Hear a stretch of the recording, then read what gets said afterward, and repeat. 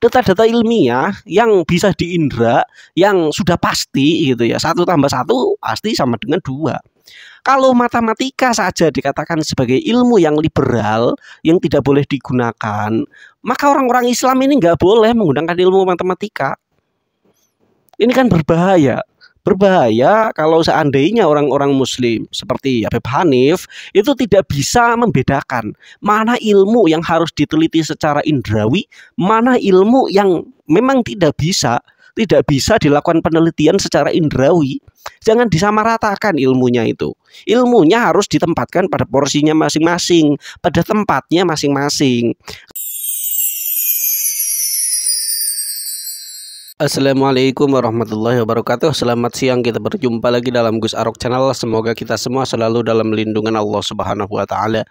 Oke, kali ini saya ingin membahas tentang sebuah video dari Habib Hanif Alatos yang mengomentari tentang guru gembul ketika guru gembul melakukan kunjungan ataupun diskusi di kantor Robitoh Alawiyah. Seperti yang kita ketahui bahwa guru gembul menyampaikan hal-hal yang sangat kontroversial di kantor Robitoh Alawiyah, ya, dengan semangat yang menggebu-gebu, kemudian berdebat dengan Gus Wafi. Kemudian yang dikomentari oleh Habib Hanif Alatos adalah terkait dengan konsep ilmiah yang disampaikan oleh guru gembul.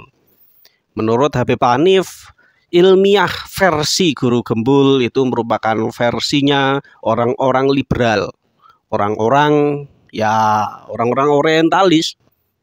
Konsep ilmiahnya orang-orang barat yang sebenarnya nasab itu ya tidak seharusnya ditempatkan pada konsep keilmiahan barat.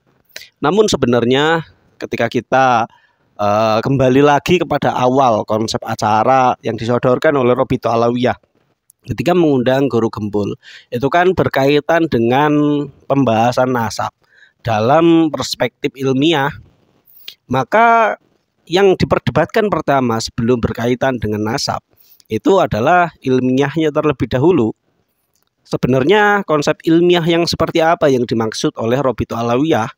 Karena sepengetahuan dari guru gembul bahwa ilmu nasab yang digunakan oleh Robitoh Alawiyah dan yang digunakan oleh banyak sekali orang-orang itu tidak memenuhi unsur-unsur keilmiahan suatu ilmu, sehingga ilmu nasab itu dinilai oleh guru gembul sebagai ilmu yang tidak ilmiah karena tidak memenuhi unsur-unsur keilmuan ilmiah yang tidak bisa dibuktikan, artefak-artefaknya, kemudian manuskripnya itu tidak bisa dibuktikan keautentikannya. Ya minimalnya itu kan ketika kita berbicara tentang ilmu nasab, itu kan ada manuskrip yang ditulis sezaman. Itu minimalnya ketika itu ingin dikategorikan sebagai konsep keilmuan yang ilmiah. Dan sebenarnya guru gembul pun sudah memberikan komentar terhadap ilmu nasab ini sebenarnya ilmu apa gitu ya. Kalau dimasukkan ke dalam ranah ilmiah tentu tidak bisa dimasukkan ke dalam konsep ilmu yang ilmiah. Tetapi kan walaupun tidak ilmiah bukan berarti itu tidak benar. Ada kemungkinan kebenarannya walaupun itu tidak bisa dikategorikan sebagai ilmiah. Guru gembul kan mengatakan bahwa ilmu nasab yang diturunkan turun-temurun bukan berdasarkan manuskrip, itu merupakan tradisi yang dimiliki oleh suatu kaum atau manusia gitu ya, yang itu mencatat tentang nasab-nasabnya. Dan itu dicatat ternyata kan tidak dari awal, tidak dari zaman Rasulullah nasab itu dicatat gitu. Buktinya nasab yang dimiliki oleh Robitoh Alawiyah itu kan tidak tercatat dari awal. Kalau dari penemuannya Kiai Maduddin, tercatatnya nasab Alawi itu kan semenjak abad ke-9 Hijriah. Sebelum-sebelumnya tidak ditemukan leluhur-leluhurnya Alawi ya, termasuknya ketika berbicara tentang Ubaidillah. Namun Ubaidillahnya ke atasnya Ubaidillah itu bisa diverifikasi keberadaannya melalui manuskrip-manuskrip yang sudah ada pada waktu itu. Nah, kenapa ini perlu untuk dikomentari? Bagaimana Habib Hanif memandang tentang guru gembul yang menurut Habib Hanif ini orang yang liberal, pemikirannya itu, wah ini gimana, Tuhan saja dikatakan tidak ilmiah. Ya memang kalau berbicara tentang Tuhan, ilmiah dari mana gitu. Tuhan itu kan nggak bisa diindra. Maka pembuktiannya dengan apa? Kan nggak bisa ilmiah. Walaupun kita tidak bisa memungkiri keberadaan Tuhan, tetapi jangan dipaksakan. Jangan dipaksakan bahwa Tuhan itu harus ilmiah. Bahwa segala sesuatu yang benar itu harus ilmiah. Itu jangan dipaksakan seperti itu. Kalau memang tidak ilmiah ya nggak apa-apa. Emang kenapa gitu? Kan tidak mengurangi aspek kebenarannya kan? Itu. Kemudian yang ingin saya komentari adalah bagaimana Habib Hanif ini tidak memahami konsep pembagian keilmuan dari berbagai metodologi.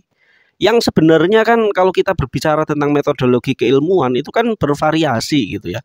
Masing-masing keilmuan itu punya metodologinya masing-masing, termasuk metodologi ilmiah yang sekarang sudah berkembang. Kalau masalah Tuhan itu ya nggak perlu dipaksakan untuk ilmiah.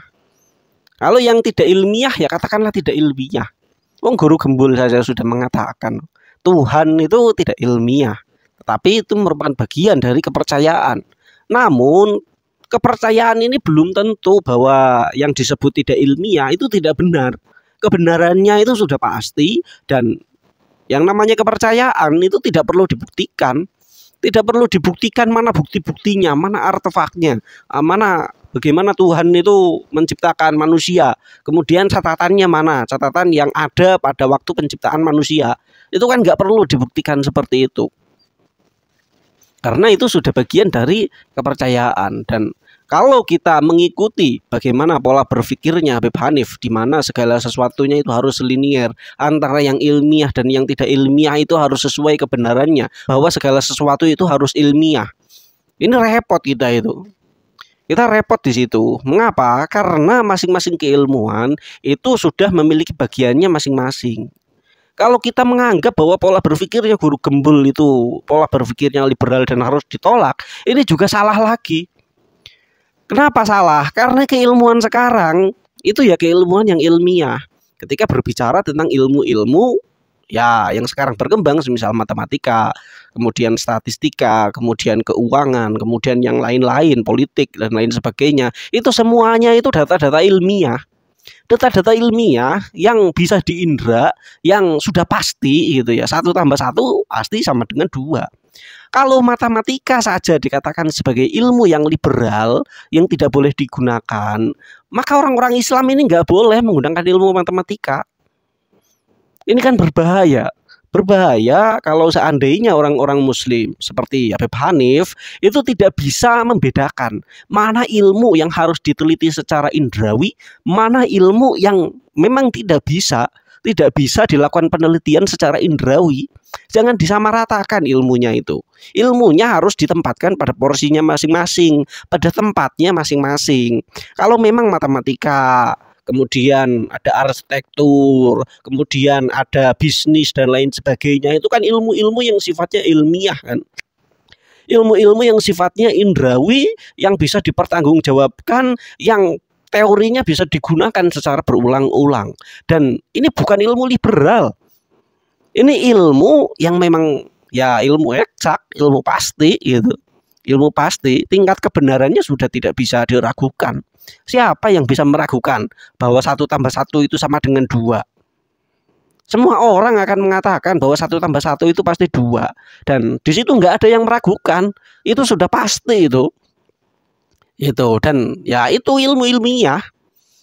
Dan di sini saya melihat bahwa adanya ketidakfahaman Habib Hanif terhadap pembagian-pembagian keilmuan. Bagaimana metodologi suatu keilmuan itu harus ditempatkan pada tempatnya masing-masing. Jangan dicampur adukan. Kalau seandainya dicampur adukan, rusak itu kehidupan. Agama itu rusak kalau seandainya dicampur adukan. Agama ya agama, keilmuan eksak ya eksak. Kita jangan lagi berkecimpung dalam perdebatan antara ilmuwan eksak yang menentang agama, yang ateis dengan keagamaan. Kalau kita mencampur adukan pola berpikirnya bahwa eksak itu harus mengikuti agama, rusak agama kita gitu. Kita harus menempatkan pada posisinya masing-masing. Seperti itulah mungkin komentar saya kepada Habib Hanif Al-Athos. Semoga bermanfaat. Wallahul muwaffiq ila aqwamit thoriq. Wassalamualaikum warahmatullahi wabarakatuh.